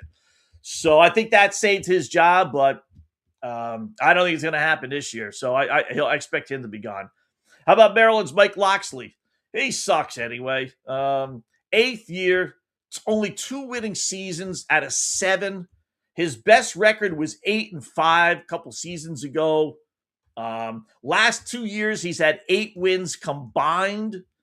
They're riding an 8-game losing streak. How this dude survived, I don't know. They've made no dent, 0 dent since joining the Big Ten. Even Rutgers has made more strides since the Big Ten than Maryland. That's how bad Maryland's program is. So, not happening. I expect him to get fired. We talked about with Matt Rule, with Jeff, right? 4th year, 19-19 at Nebraska. That's not horrible, but that's not getting it done. Only 10 Big Ten wins. 7-6 last year was his best year. They still haven't beaten anybody of note. No Ohio State, no Iowa, no Michigan, no Oregon. They can't beat the big boy. Their best win in conference is at UCLA, probably last year. That's it. I mean, he's being paid a lot of money. I don't think he would necessarily be fired. Jeff thought yes, but if he goes 7-6, I wouldn't be surprised. It depends how deep the pockets are. Like I said, they're paying him a lot of money. They owe him a lot of money. They just gave him an extension not that long ago. So they'd have to eat a big, big contract. And I don't think they're willing to do that. So I think he'd get another year. But, man, when Indiana does what Indiana has done, that puts the Baylors and the Marylands and the Nebraskas of the world on the hot seat. Teams that don't normally threat for a national championship, but all those ADs and all those administrators and all those boosters, they all say the same thing. Listen, if Indiana can do it, why can't we? If we haven't done it in 4 years, it's probably not going to happen. We want instant results like Indiana got. And that's just not the norm, but that gets presented as the norm. So these teams can accept when Ohio State and LSU and Alabama and Georgia win. Okay. But when one of their own breaks through, puts that much pressure on them. So I don't think he would be fired, but boy, he better have a good recruiting class the following year. How about Luke Fickell at Wisconsin? 4th year, he's 16-21. He was the head coach of Cincinnati that got to the playoffs a couple of years ago. Can't get himself a quarterback. Back-to-back losing seasons. He's only had 1 winning season in the 3 years he's been there. It's a proud program. It's never been necessarily national championship worthy, but right underneath that, they've always had 9, 10, 11 win seasons, kind of like Iowa, right? But they're not even that anymore. They're really bad. And they have an easy schedule this year. No Ohio State, no Michigan, no Oregon, no Washington. They do host Notre Dame, which compensates for one of those big boys not being on the schedule. But overall, if he doesn't have a winning season this year, and I don't think he will, he's probably gone. And then last one, little bit of a surprise. Not necessarily being fired, but just you got to win. You have to win. And that's Pete Golding down at Ole Miss. Takes over for Lane Kiffin. Lane Kiffin's got him challenging for national championships. Lane won 10 games, at least 10 games in 4 of his 5 full seasons. They had the strike year there. So only 1 season didn't he win at least 10 games. national championship quality. He takes over a team. They kept their star quarterback. They kept their star running back. Did lose some players and some coaches, but that's still a loaded team. Ton of pressure on him to win now. And then you look at his schedule. He's got a hard non-conference game against a decent Louisville team. He's got Texas. He's got Georgia. He has that LSU game at Oklahoma. You know, you're going to more than likely have some big boys, a tough schedule in the SEC, but that's over the top tough. And then you throw in the Louisville game. So is he going to get his team, in the national championship picture? If Lane was there, yes. I doubt that he would be there, as much as I love Chambliss, the quarterback. But we'll see. But he's under a ton of pressure to get them over the top. So they are the 6 coaches on the hot seat. I think when everything is said and done, 1, 2, 3, 4. I think at least 4 of these guys will be gone next year. I think Aranda gets fired. I think Norville gets fired. Lockley, Maryland. Fickle, Wisconsin. Golding won't get fired after 1 year, unless it really just falls completely apart, and I don't expect that. And I don't think Rule will. I think he'll get 1 more year. But I bet 4 of these 5 guys that I mentioned aren't coaching next season at these schools. Betting numbers came in for June. Top 10 states. Maryland was 10th with over 500 million. Pennsylvania 9th, 570 million. Nevada 578 million. I'm not sure if that the DraftKings of the world aren't allowed in Nevada, so I guess that's just in the real books. Virginia, a little bit of a surprise there, 589. I don't know if that incorporates Washington, D.C. area. Maybe it does. North Carolina, 589 as well. Massachusetts, 615 million. Ohio, 659. Arizona, 664 million. Third most. That's a little bit of a surprise. Arizona, I would have said, you got to have a list of all the states that, have gambling. But and Arizona wouldn't have been on my top 10, I don't think. Certainly not top 5. New Jersey, he goes from 664 million to 917 million in New Jersey. And then New York, right? You figure it's got to be New York, number 1. New Jersey, which is, I don't know if that incorporates Atlantic City and all that other stuff. We do have, or New Jersey does have, the DraftKings of the world allowed in New Jersey, unlike in Nevada. So they go from 917 million to New York's $2.26 billion in 1 month, the month of June. Now that's NHL finals and NBA finals. So it's a pretty good month, but over $2 billion in 1 month. If you just project it out, 12 months, that's, 250 or so $billion. You wonder where they get all this money from and everything. You wonder where all that money goes. But yeah, now that's not earnings. That's just people betting. But you wonder what their profits are. That's what I really want to know. But yeah, $2.26 billion in New York, and most of that probably is in the New York City area. Long Island, New York City, anyway. So. Yeah, people love to gamble. It's not going away. I will tell you that. It is not going away anytime soon. It isn't. All right, quick break. We'll take a look at what do we got? The real or nots. We got some sharks in the water. We got some NHL news.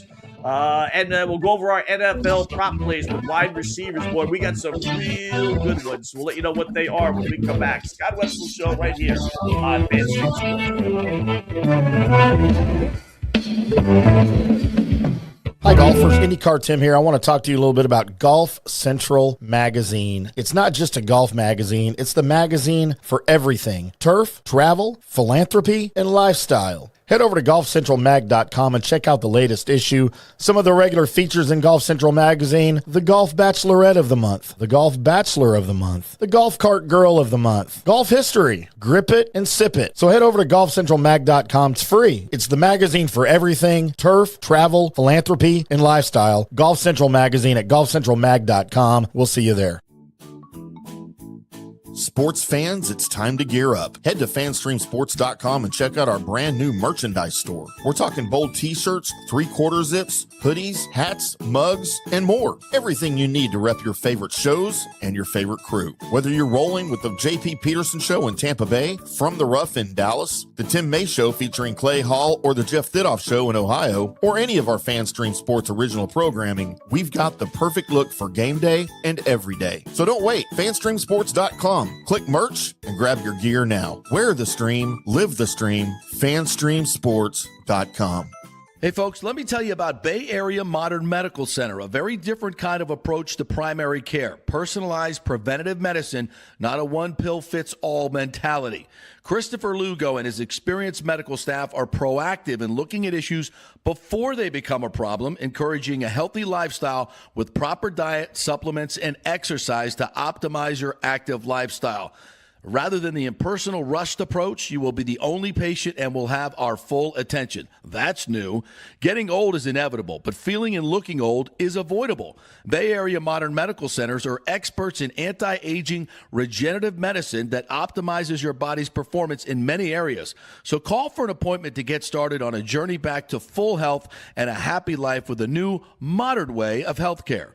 Call 844-977-3477 or go to BAMMC.com. That's 844-977-3477 or BAMMC.com. Today's show is brought to you by Tomstown, a premier craft distillery based in Kansas City, Missouri. Discover their award-winning lineup, including double oaked bourbon, botanical gin, and double grain vodka, named the best craft vodka by the readers of USA Today.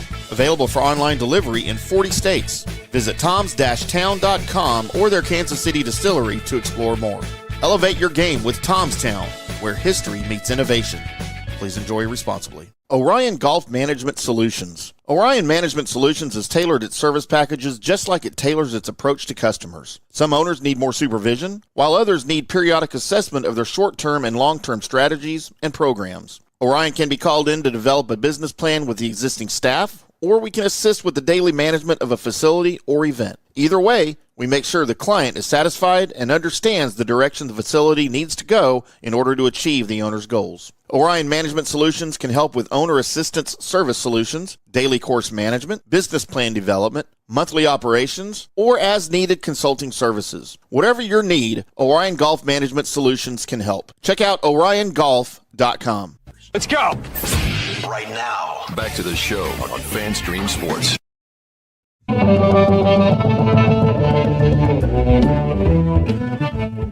All right, welcome back. It is the Scott Wetzel Show right here on FanStreamSports.com on a Wednesday afternoon, FanStreamSports.com. Couple of updates here before we get back to our news. Not good news if you're a Houston Texans fan.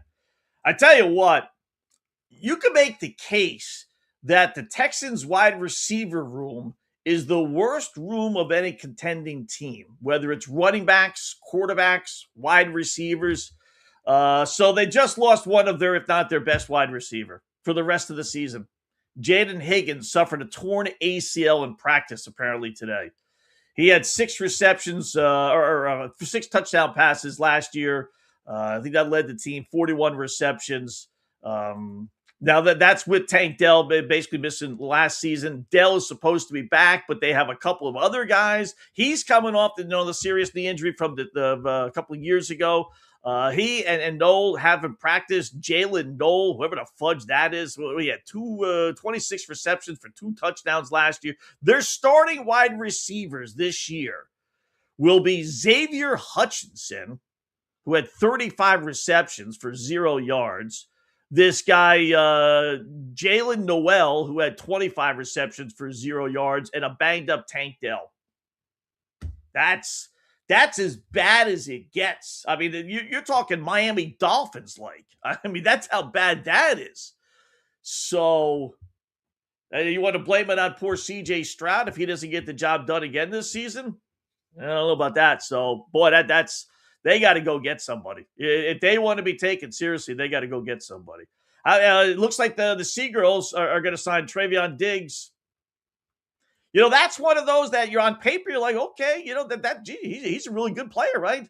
But in reality, the guy hasn't been, Diggs as we like to know him in a couple of years. That's why he's still a free agent and he's probably making chump change. But nice job by the Seagirls. And then we got how about Sophie Cunningham in the news, saying the WNBA needs a bold commissioner. So the current commissioner's contract is up at the end of the year. Kathy Engelbert, that dingaling, I don't doubt for a second she's not coming back. So, but it's still when you have somebody stand out and say stuff like that.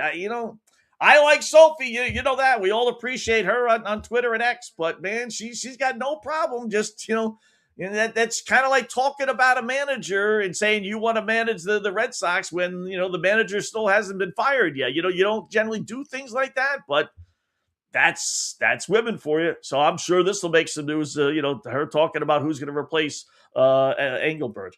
So NHL announced that they're going to have new remixed jerseys. Every team is getting now another jersey. I'm not big into that. We don't need any more jerseys. I don't like these jerseys. I'm old school. Give me the normal jerseys. Give me the one road jersey, one home team jersey.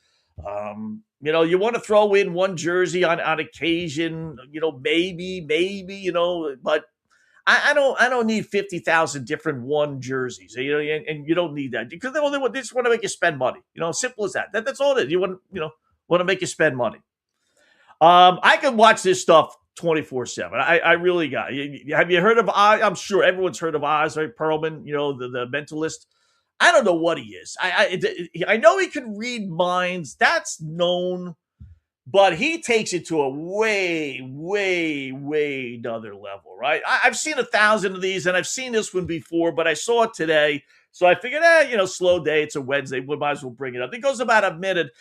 He goes to different professional teams in different places, right? I don't know how much he costs. I've always wondered to know, $1 million, $100,000? Does he do it for free? So in this case, he's at the University of Alabama.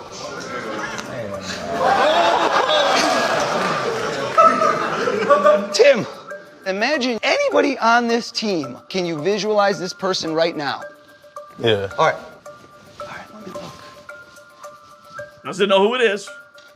Tell somebody to stand up.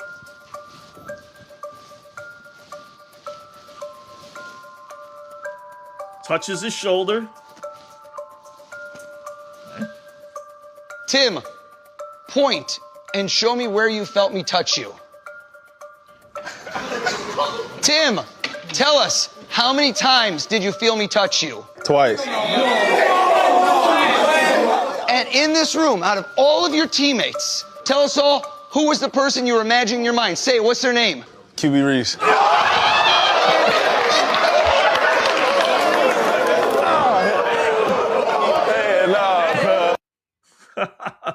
I will say this. The only thing he got wrong, he used the other shoulder. I don't know if Tim, you want to nip it, imagine right? anybody on... So he's going to go up into the audience, right? And see, he touches his left shoulder, but Tim points to his right shoulder. Point and show me where you felt me touch you. Tim, tell us, how many times did you feel me touch you? Twice. How does that happen? And right? in this room, out of all of your teammates, tell us all, who was the person you were imagining in your mind? Say it, what's their name? QB Reese.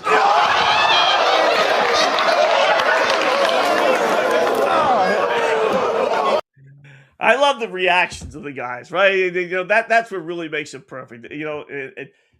If you just want to say it's real, right? Let's just say, listen, could they have staged that? Could they have grabbed these two guys? Yes. because it was Oz that picked the person. It wasn't, another player. That would have really, like, if you want to make it that much more valid, okay, I'm not going to pick the guy. Although you could say the same thing, that the three of them had it organized, right? So what's the point, Scott? So they could have, right? But I've seen enough of these where it would really take some doing, right? So if you want to believe it's all on the up and up, I mean, how does, the guy is standing 30 feet away and he's touching this other guy's shoulder. How the hell does he feel that, right? And then how did he know to go to that guy? That's where the reading of the mind comes into play. But he would also, here's the other thing. I mean, I guess, Oz just doesn't walk into a situation, but does he know who QB Spears is, right? I mean, I kind of, unless he's a big Alabama fan, does he even know who the fudge he is? That he would, like, be able to pick him out if he was reading his mind. Oh, you're thinking about the, QB Spears? So those are freaky. Those are really, No, those are pretty. I can watch a ton of those. Once you watch one, then it gets put on your Twitter feed, and I get at least one of those every day on either Twitter or YouTube or Instagram or whatever I'm looking at. So they're pretty cool. All right, real or fake? We like to do this from time to time. You make the call. Is this real? Can someone be this stupid, or is it AI? You tell me. Add to the stage. All right. Nice, right? Good enough. Jumping in the water. It's ice. Let's see that again. I mean, it is cold outside, right? But I will say, if you just look right there, from a distance, it does look like it's water. I mean, I don't see any snow or anything. I got to tell you, if it is real, that would freaking hurt. That would, like, you're jumping and you're landing on your ass. She lucky didn't break her ass. If it's real, I don't think it is. I kind of doubt it is. How about this one? Is this real? I think this one's real. All right, little beach in North Carolina. Everyone talks about you want to go down to North Carolina, go for a little swim, maybe move down there, right? Perfect area. I don't know if you can see it closely. See all those things? Those are sharks. And you'll see here in a better view coming up about how many there are. I mean, there's like 1,000 sharks. This is right off the coast. This is where people go swimming. I don't know if you can see. I thought there was a little better shot coming up here in a second. But I have this thing. I have a pretty good working relationship with fish. I go in the water, they can eat me. They come out of the water, I can eat them. That's worked well for 50 plus years here. So that's I don't go in the water. I'm not like Chief Brody. I live on Long Island. Used to go down to the Jersey Shore. I mean, look at all those suckers. I mean, that's right off. That's within 100 yards. But how big are they? Because that's a stingray. That big thing you'll see in a second. You think I thought originally that was like a big shark, but no, that must be a monster sized stingray. Unless those are just baby sharks. Maybe that's why there's so many of them. But either way, look how close it is to the shoreline. There it is. It's right there. So, yeah, like I said, you come out of the water, I can eat you. I go in the water, you can eat me. And I've been in the water enough times, but I've lived on Long Island, different points. How many times? A lot. And I've probably gone to the beaches 5 times, 6 times in about 20 years. Just no, and just, I'm not a big water guy. Just not. I'll give me a pool. I'll take that. But that's about it. So, I see all those sharks. It's like, no, thank you. No, thank you. All right, quarterback. We went over quarterback numbers yesterday, right? And I'll recap this as we get a little bit closer to the season. How about some wide receivers? And I told you, the whole premise of this is to, find the best numbers and the guys you think will stay healthy, because in reality, they're giving you numbers that you'd bet them all. These numbers make no sense, right? I got one guy here. He's hit this number all 11 years he's played a full season. He only had 8 last year, so that was the 1 year he didn't play a full season. But 8-0 or 8-1. I mean, how can't you play that, right? That's Mike Evans. 825 yards. Played in the big leagues 12 freaking seasons. He's hit his first 11. Missed half of last season, so he didn't. I mean, 825 yards, he's not going to get that. With San Francisco, with all those guys, as long as he stays healthy. Again, you're betting on the health. How about Michael Pittman? 750 yards. He's been in the league 6 years. First year, he didn't get that much playing time. Last 5 years, he's hit that number for the Indianapolis Colts. Michael Pittman, the number one receiver for the Colts with Danny Nichols coming back, is not going to get 750 yards?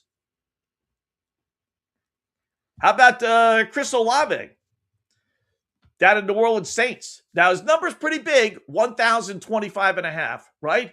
But he's hit that every single year again that he's been healthy. First year, he wasn't healthy, or second year, one of the years.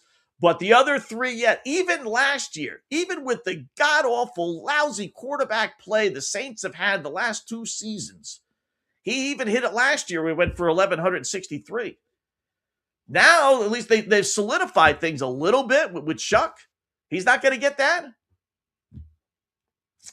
How about, this is not necessarily a bad numbers one, but I like this one. How about Jamison Williams of the Lions? 924 and a half yards. He's been in the big leagues 4 years. First 2 got hurt, didn't play much, really. But the last 2 he has, and he's gotten better last 2 seasons each year. 2-0. Entering his 5th year. He, like I said, I look for guys that have gotten better and better and better, man. He's the way the Lions throw the football, he's not going to get 925 yards if he stays healthy. Here's one I gave Jeff, Cortland Sutton with Denver, 679 and a half. So he needs 680 yards. First year he got hurt, didn't play much. He's hit that number the last 7 years, 7 straight years. I know they got weapons, as Jeff pointed out, but I mean, you hit that 7 straight years. You're not getting 680 yards is nothing. Mark Andrews, they're giving you 500 yards. Now, he did not hit it last season. And maybe this is the beginning of the end for Mark Andrews. But he's hit it the 7 previous years. 7-0. Man, they give you these numbers. It's hard to say no. It's hard to say no. How about Terry McLaurin? Redskin Potatoes. 950. Last year, he only played 10 games. He got hurt, so he missed it. Previous 5, he hit it. You got Jaden Daniels back this year as well. Number 1 wide receiver.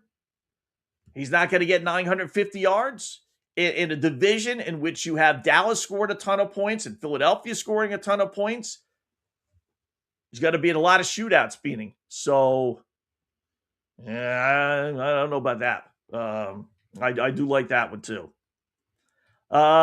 This guy's been in the league 7 years. The number they're giving you, he's hit it every single year. 825 and a half. Got to play it, right? DK Metcalf. Aaron Rodgers. Who are the backup quarterbacks for Pittsburgh, Scott? Good question. Who are the backup quarterbacks for the Steelers when Rodgers gets hurt? Is it it's what's his face, right? The perennial backup there. Mason Rudolph, right? And then Drew Aller and Will Howard. So if Rodgers got hurt, Rudolph is good enough. He's not great. So I got a guy that's hit this number all 7 years in the league. How How about T. Higgins? Same number, 825. The 1 year he didn't hit it, he only played 12 games. He got hurt. All of the 5, he's made it. And that's even with Jamar Chase and all the other weapons Cincinnati has. Even with Joey B getting hurt, like he's prone to do, and he still hit this number. This guy's hit this number the last 10 years. The number they're giving you this year. 10 straight seasons. Devontae Adams, 775 yards. Even last year, in which he tailed off, he got 789. He's not going to get 775, hitting it 10 straight seasons? How about Amon St. Brown? Now, it's a bigger number, 1,250. He's hit this in 4 straight seasons. 4-1, didn't hit his first year. Still the number 1 wide receiver. They're going to spread the ball around a little bit, but playing on the turf, defense sucks, a lot of shootouts, aggressive head coach. Jalen Waddle, we gave you this one when Jeff was on last hour. 900 is his number. He's hit this in 4 of his 5 seasons with the Miami Dolphins, where he's always been the number 2 guy behind Tyreek Hill. He was never number 1, even last year. And the Dolphins' quarterback situation was as bad can be last season. Tua was brutal. Backup sucked. Even last year, he went for over 900 yards. He's now not going to do it in Denver with Bo Nix and an offensive head coach. Man, like I said, they give you these numbers that are so enticing. I mean, it's just, you bet them all, Scott. You bet them all. You bet them all. Half these guys get hurt. That's the problem. That's just the numbers ones. I haven't given you, how about Chris Godwin? 700 is his number with Tampa Bay. Now, he's been hurt last 2 seasons, but he's hit this number in 6 of the previous 7 years. Now he's the number 1 wide receiver in Tampa. He's going to be Baker's main guy with Mike Evans not being there. He's not going to get 700 yards. Again, so I'm not even giving you the other ones that are like, gee, I just like them, but you can't play them all. Brian Thomas Jr., we got to have a Jacksonville guy on. His first year in the league, he went for nearly 1,300 yards and 10 touchdowns. Last year, it dropped to 707 yards and 2 touchdowns.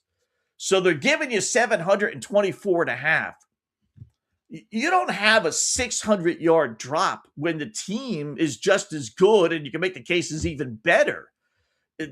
He played in basically all the games, and I had him on my fantasy team, and he was killing us, just killing us. I don't know if he was hurt last year. Something was wrong last year. But if we find out that he was hurt, then, man, that's a great number. That is because he was terrific his rookie year. How a guy could drop off so much from first to second year. So there's a bunch of guys like that you could play as well. But, as I keep on telling you, you can't. The more you play, it's like gambling. The more games you play, the better chances are you're going to lose because all these guys are going to, or some of these guys are going to get hurt. You got to whittle it down to really 3 or 4. Even 5 is just too much, even though I just gave you 10 that, history says they're going to get there. And can you predict an injury?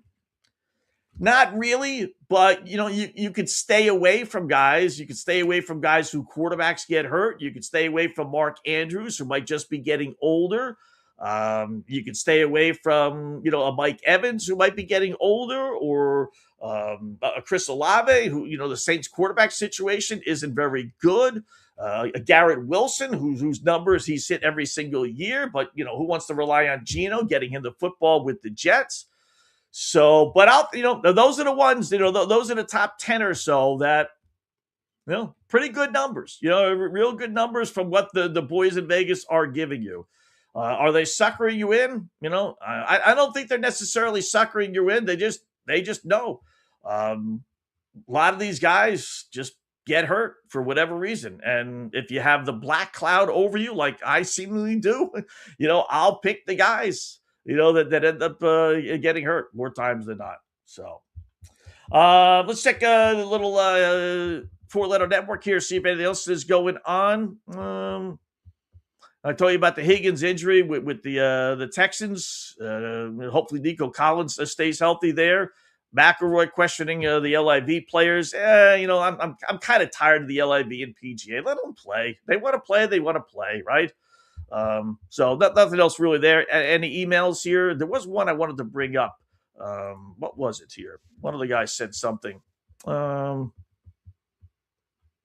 have to bring it up tomorrow. What was it? It was something. It was something pretty cool. Well, I'll bring it up. I know. I got this real quickly. I got this email from supposedly the Social Security Administration saying I have a pending refund of over $1,700. Scott, a review of your Social Security account has identified an overpayment by you of $1,700 that's eligible for a refund. Here's your reference number, your beneficiary number, blah, blah, blah, blah, blah. Just hit this link to claim refund. Well, I didn't hit the link. I always check emails. I always tell my kids, make sure you check the email. That's your first sign. It's a phony thing, right? No matter what other kind of labels are on it, check the emails. It's a no reply at allchemmer.com. It says SSA benefit, but they can put anything on that. So it's probably not. I'm not going to hit the link. You know what I'm going to do? They even give a phone number to call up. Don't even call the phone numbers up. Those are scams too, right? I'll probably go to the library and open it up on the library computer. This way, if it blows up, it's like, oh, sorry, I didn't know, that, or I'll just call up Social Security and ask them and see if that, anything is really there. But just some of the scams you get, it always looks too good to be true. It just always looks too good to be true. And if it does, as the saying goes, it is. Could I use an extra $1,700 right now? Yeah, that'd be pretty cool, but nah, they don't make mistakes like that. They don't. All right, our three winners for today. We got to get back at the winner's window. All right, we're going to start with the Dodgers. As much as I talked about the Dodgers never winning by 2 runs, I'm going to lay the 1.5 tonight. Kyle Freeman's on the hill for the Rockies. He sucks. Dodgers don't lose to the Rockies. They're 15-5. Their last 20 meetings. They've won the first 2 games in this series. They haven't yet won. Actually, they won game 1 by a couple of runs. I think they win game 3 here, in that 6-1, 6-2, 6-3 vein. So I'll take that. I'll go with the under in the Stanky game, 9.5. I looked it up. This might have sucker written all over it, but the Yankees have had 10 runs in the game only 2 times in their last 17 games. 15-2 less than 9.5 runs. So why is it so high today? You got Will Warren on the hill, Chris Bassett's on the hill for the Stanks and Orioles, respectfully. It's a decent, pitching matchup, nothing crazy. But I'll take my chances. So give me the under 9.5, and if it ends up being 7-3, we'll say I knew it, right? And then I'll go with the under in the Cardinals and Reds game. Burns is on the hill against Liberatore for the Cardinals. Reds have scored the fewest runs in baseball. Well, the Reds just cannot hit. They just, and the Cardinals are right there as well.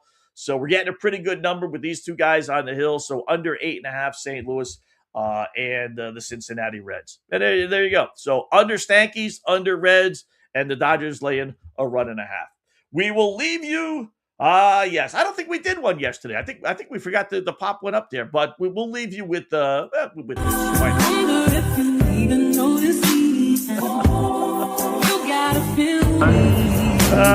Yes, there you go. I must say, I do think I see a little cellulite on that thing. A little bit.